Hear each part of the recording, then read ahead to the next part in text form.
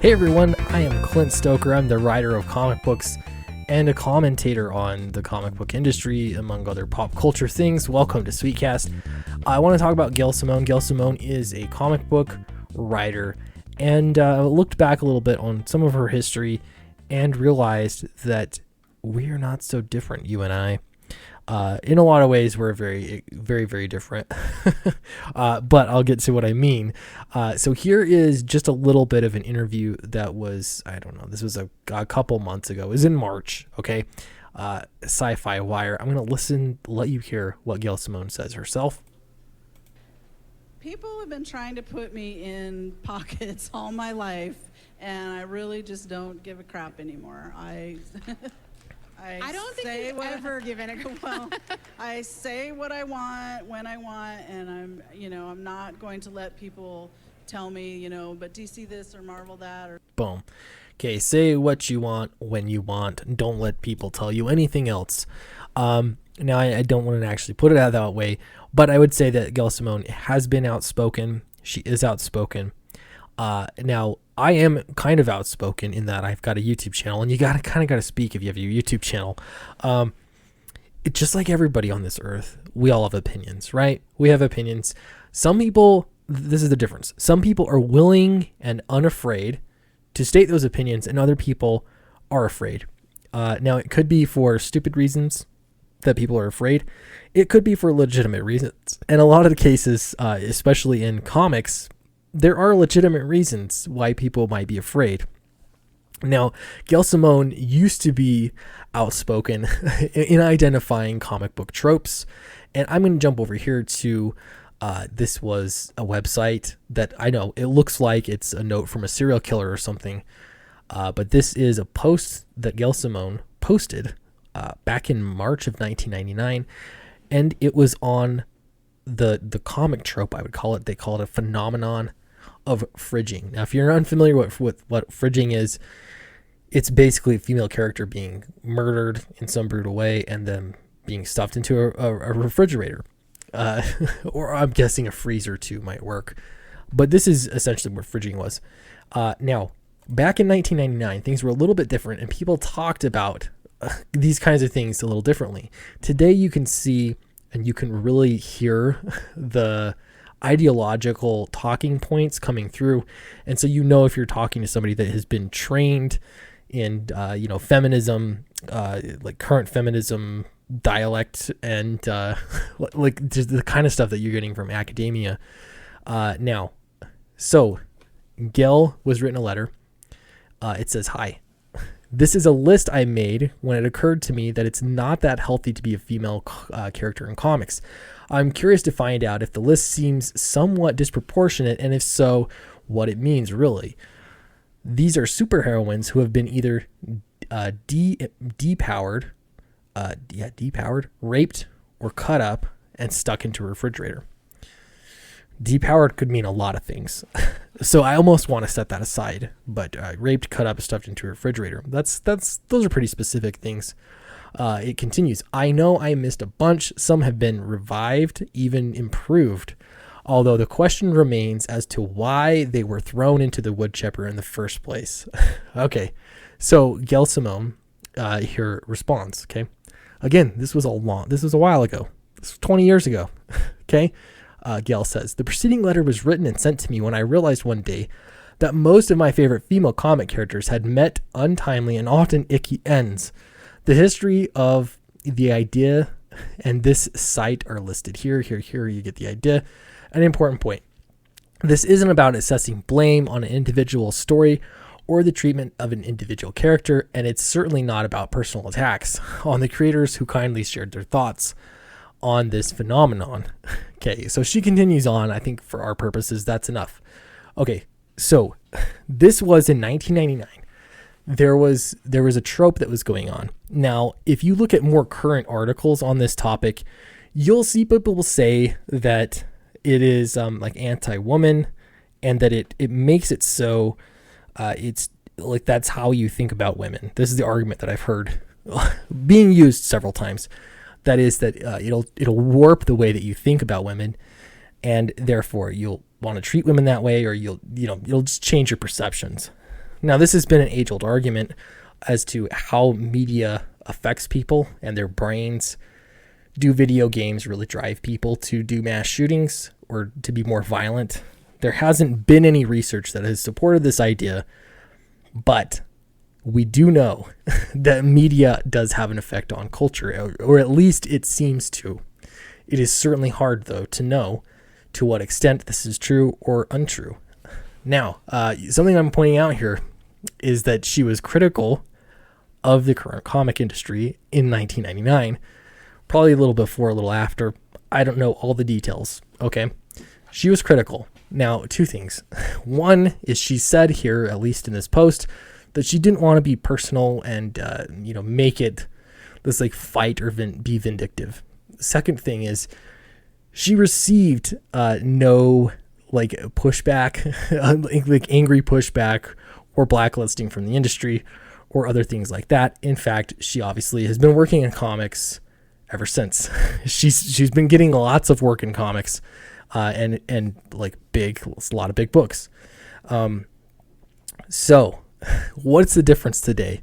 People like me, a lot of people like me, will complain about comics, and we're identifying tropes that I think the comic creators themselves are not seeing. So was Gail Simone right in this assessment?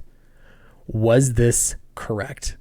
Okay. Was it sexist? Was it ideologically driven, the whole fridging incident? Or was it bad storytelling? I will agree that it becomes bad storytelling, because once something happens over and over again, it loses its impact, and it can be it just make for an uninteresting story to read. So in this case, I think Gail Simone is right. Now, how things have evolved today, and that this says something deeper about feminism and the way men treat women and all that kind of stuff, I think that's a little off base because superhero stories, you got to be a hero, right? And so these are supposed to be like profound moments of grief and terror that a hero can rise to overcome. They're trying to think of something terrible, right? The worst thing you can think of. Now, you do it once and it might be pretty impactful. You do it twice, it still might be pretty impactful. But when it happens over and over again, well, now you got yourself a trope and it can ruin storytelling. So yeah, I get that. I can see that for sure. Problem is now that Gail Simone is in the industry, and a lot of other creators that have a similar, if not exactly the same ideological way to think about things, the problem is they're not seeing the tropes themselves that they are involved in heavily. This is just like when you have a friend that has like a booger on their face. It takes somebody else to tell them, like, man, you got to do something about that. There's a booger hanging on your face. The industry has a booger on their face right now. It's a big one. And we've been saying it. A lot of people have been saying it. And that is that they developed a whole new set of tropes that are sacrificing good storytelling in order to push ideological ideals. And it's bad storytelling. Okay. So I think if I can step this far into the bridge, this is a picture from a Kevin Smith Batman story. I believe this never got finished. So if you started reading it, you kind of missed out a little bit on how it ended.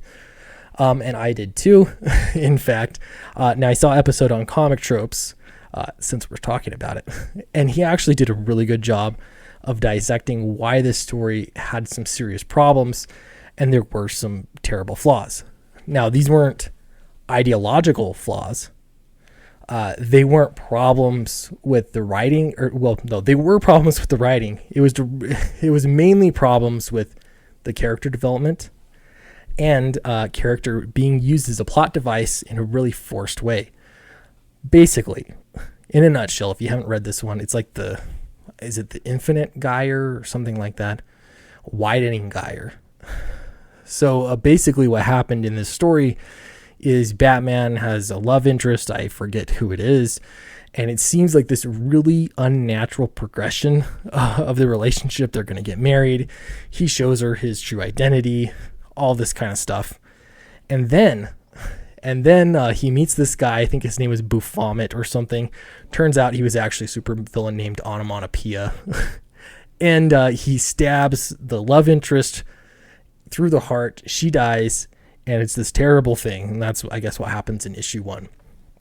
Now, I would argue that this is bad storytelling, not because of like an ideological reason. This is bad storytelling because it's a forced scenario, and it's really forcing you to try and feel something and to feel this pain. It's some like terrible evil that you're forced to overcome. But it doesn't work, right? Death in comics, death of a loved one or a love interest, a woman even, has been done right in comics. Gwen Stacy would be one I would point to, and that's because the relationship had been something that had developed over a long period of time. Fans grew to love Gwen Stacy, and it was important, it was meaningful, and yeah, it's still, people talk about it today, even though it was a long time ago, really, when Gwen Stacy died.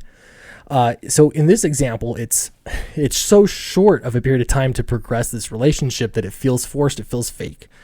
So when Gail Simone says that this kind of trope happens and that it bothers her, I can agree on that level, in that it is bad writing. I like Kevin Smith. He seems like a cool guy, but I agree. Not great writing. Okay, so now the problem is the shoe's on the other foot. The shoe is on the other foot, and comics today have a little bit of a problem. And that problem is that they're using politics in comics and in, sacrificing good storytelling in order to do so. It's the same thing. This is essentially the new fridge.